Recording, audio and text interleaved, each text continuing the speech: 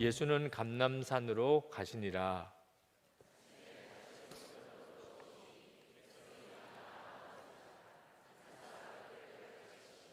서기관들과 바리새인들이 음행 중에 잡힌 여자를 끌고 와서 가운데 세우고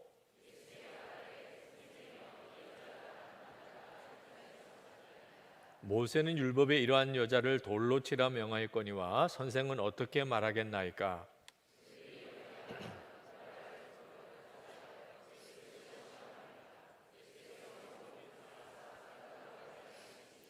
그들이 묻기를 맞이 아니하는지라. 이에 일어나 이르시되 너희 중에 죄 없는 자가 먼저 돌로 치라 하시고 그들이 이 말씀을 듣고 양심의 가책을 느껴 어른으로 시작하여 젊은이까지 하나씩 하나씩 나가고 오직 예수와 그 가운데 섰는 여자만 남았더라.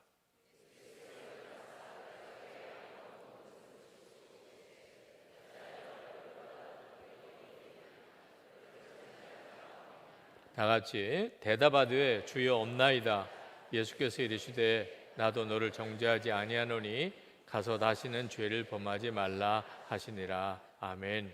하나님만이 하실 수 있는 일이 일어나는 것을 기적이라고 하죠. 그렇죠? 그 기적 중에서 가장 놀라운 기적이 성품의 변화가 일어나는 겁니다. 여러분 자신의 성품의 변화가 일어나는 거예요. 그게 성령의 9가지 열매입니다. 사랑이 되고, 그리고 오래 참고, 기쁨이 있고, 그리고 여러분 안에 화평이 있고. 오늘 여러분과 함께 나누려고 하는 것은 자비예요. 이 자비가 성품의 변화입니다. 사람이 달라진 거예요. 원래 자비로운 사람이 아니었는데 아주 자비로운 사람으로 바뀌는 거죠.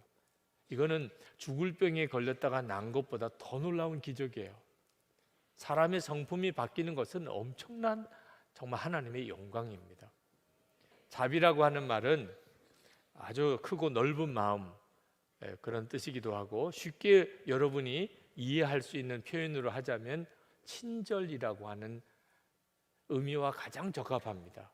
친절한 거예요. 근데 그냥 친절한 게 아니고 죄인에게, 악한 사람에게, 그런 사람에게 친절하게 하는 겁니다. 잘못을 저지른 자를 친절하게 대해주는 것을 자비라고 말합니다. 자기 희생이 있는 친절이죠. 우리 안에 오신 성령께서 우리를 변화시키시는 모습 중에 하나입니다.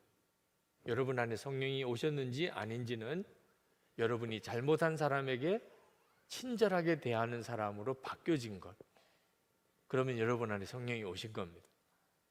만약에 여러분이 아직도 그렇지 못하다면 그러면 오늘 구하셔야 돼요.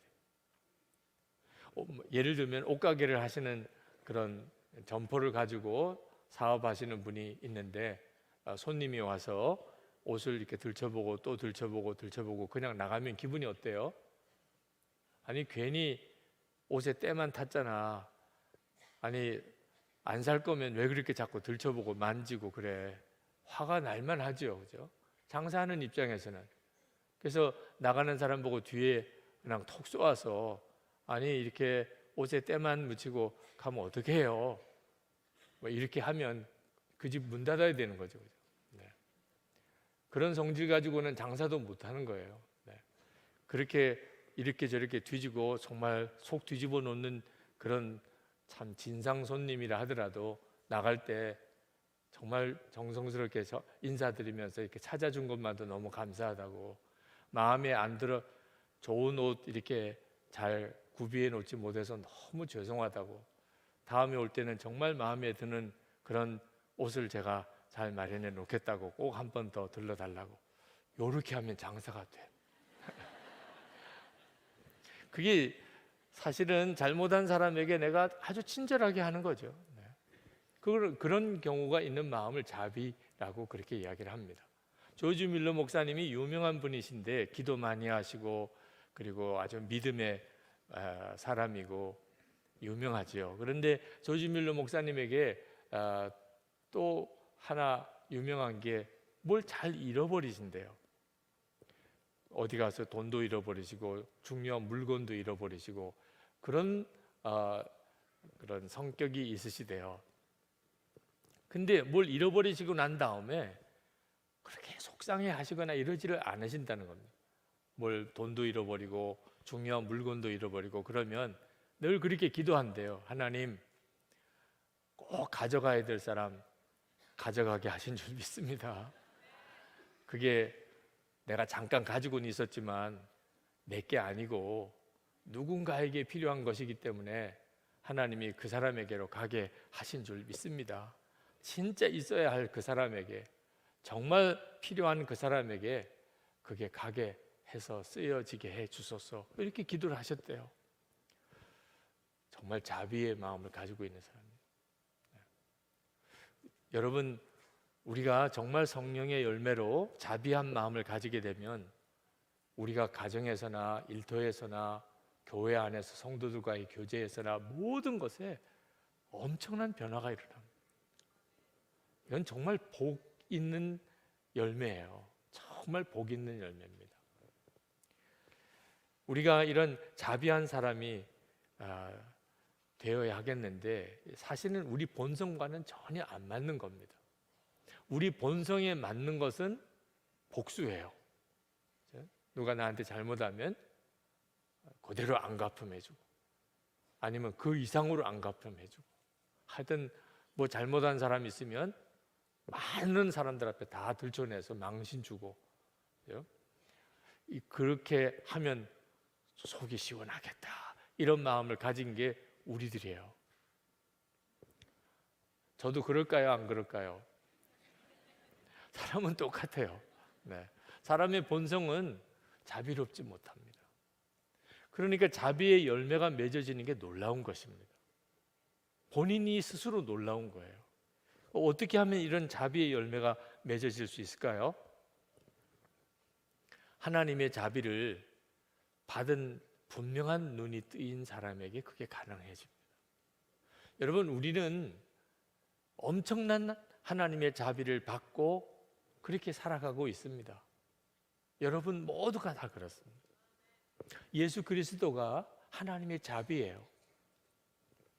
에베소서 2장 7절 말씀 보면 이는 그리스도 예수 안에서 우리에게 자비하심으로써 그 은혜의 지극히 풍성함을 오는 여러 세대에 나타내려 하십니다.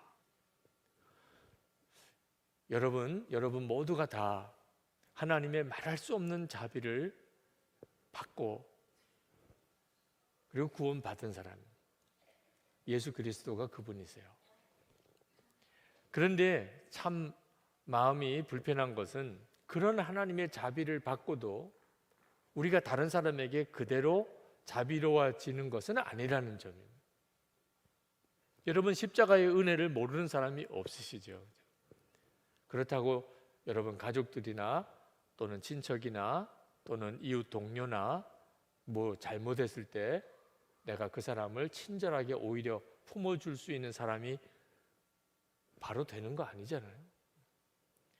십자가의 은혜를 알고 하나님이 나를 향하여 주신 자비로움도 분명히 알면서도 다른 사람에게는 까다로워지고 인색하게 되고 다른 사람이 잘못한 거 절대로 그냥 용납이 안 되고 우리가 그렇잖아요. 그죠? 이거 어떻게 하면 성령의 열매로 자비의 열매가 맺어질 수 있을까요? 십자가의 복음, 내가 받은 하나님의 은혜를 아는 것만 가지고는 되어지지 않습니다. 반드시 성령의 감동으로 내가 진짜 하나님의 자비로운 은혜를 경험하는 사람만이 자비로운 사람이 돼요. 하나님의 심판대 앞에 서는 겁니다. 오늘 읽은 요한복음 8장은 우리가 다 잘 아는 가늠하다가 현장에 붙잡힌 여인이 돌에 맞아 죽을 처지에 있을 때 예수님께서 죄 없는 자가 먼저 돌로 치라 이렇게 말씀하심으로 인해서 그가 살아난 기사입니다. 이때 이 가늠하다가 현장에 잡힌 이 여인은 사실 하나님의 심판대 앞에 선 거예요. 이제는 정말 꼼짝없이 죽는 겁니다. 그 시대의 유대인들의 율법에 의하면 간음한 사람은 돌에 쳐서 죽이라고 그렇게 율법에 기록이 되어져 있으니까 꼼짝없이 죽은 거예요. 그런데 그 죽은 자리에서 살아났어요. 예수님께서 나도 너를 정죄하지 않겠다. 다시는 죄 짓지 마라. 그러셔서 살아났어요.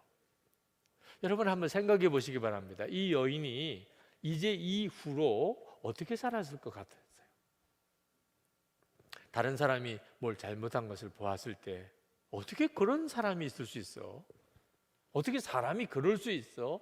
이런 말이 나올까요? 틀림없이 그는 다른 사람이 허물, 잘못을 탓하지 않았을 겁니다. 자기는 간음하다가 현장에 붙잡혀서 돌에 맞아 죽을 뻔했다가 우리 주님이 값없이 아무 대가 없이 자기를 용서하여 살려준 그런 은혜를 받은 사람.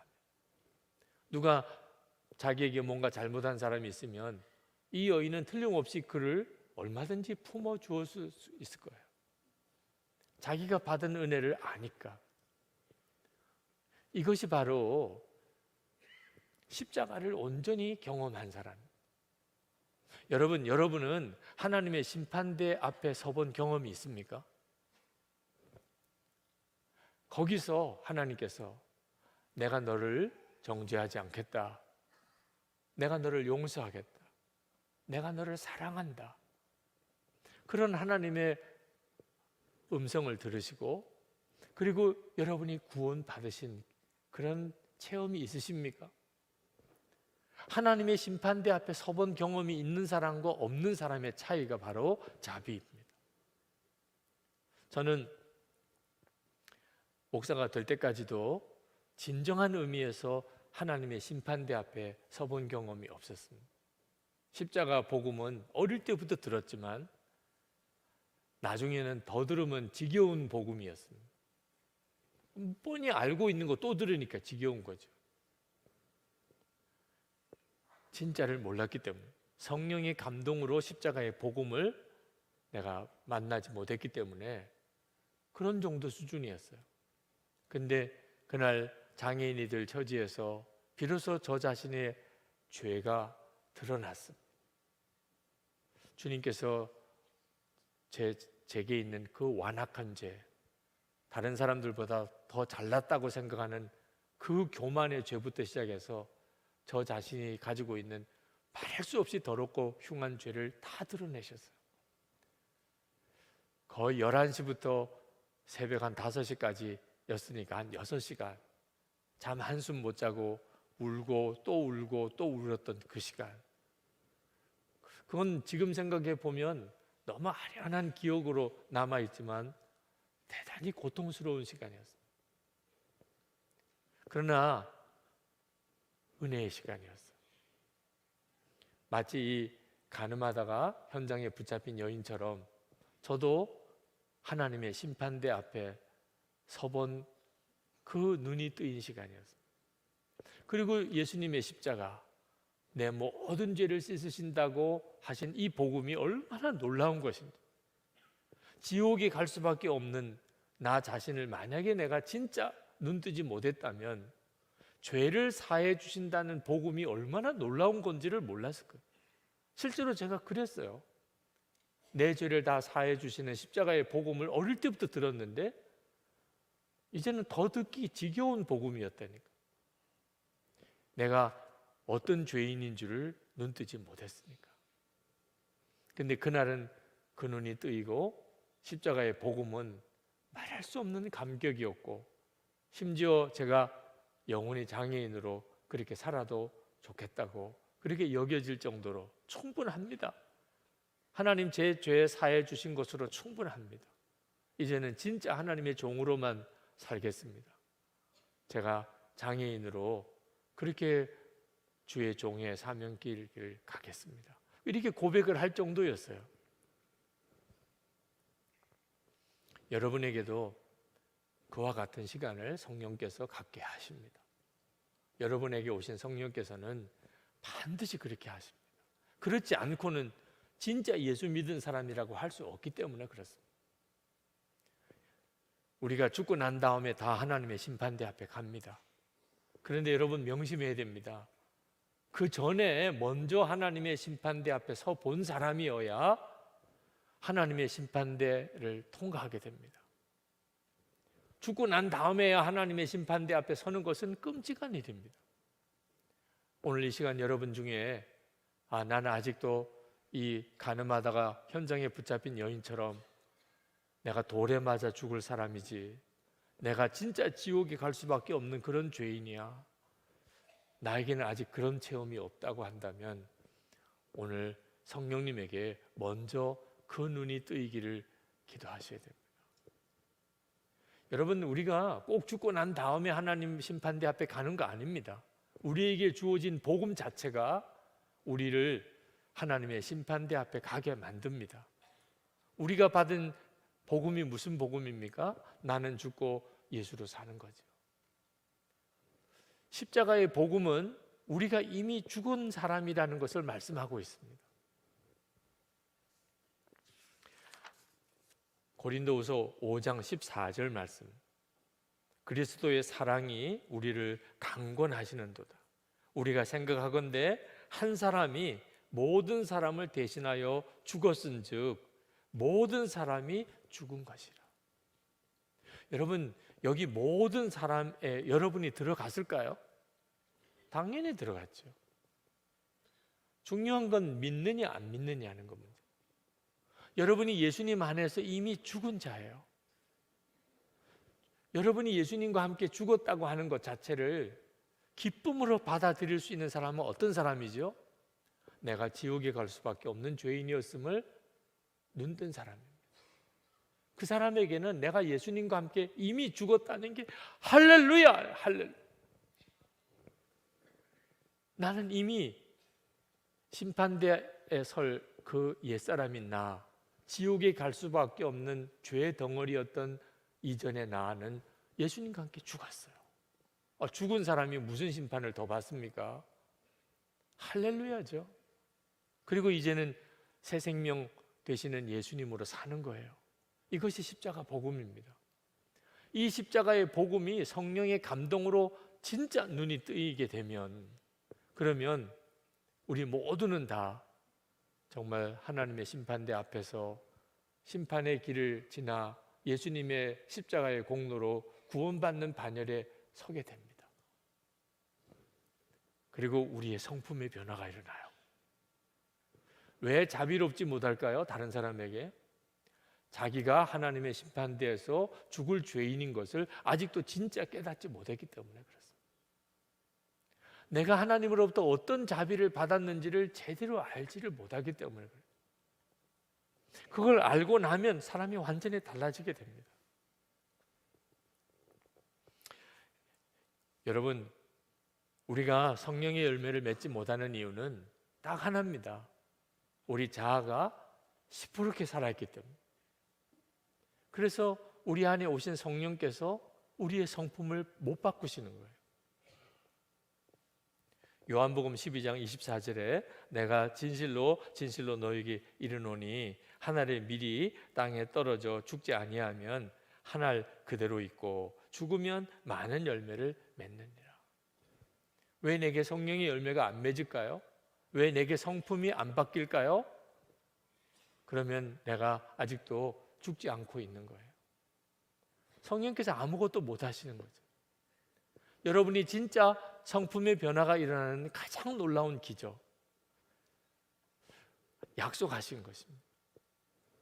그것이 여러분의 것이 되기를 원하신다면 내가 이미 예수님과 함께 죽었음을 믿는 거예요. 정말 받아들이는 겁니다.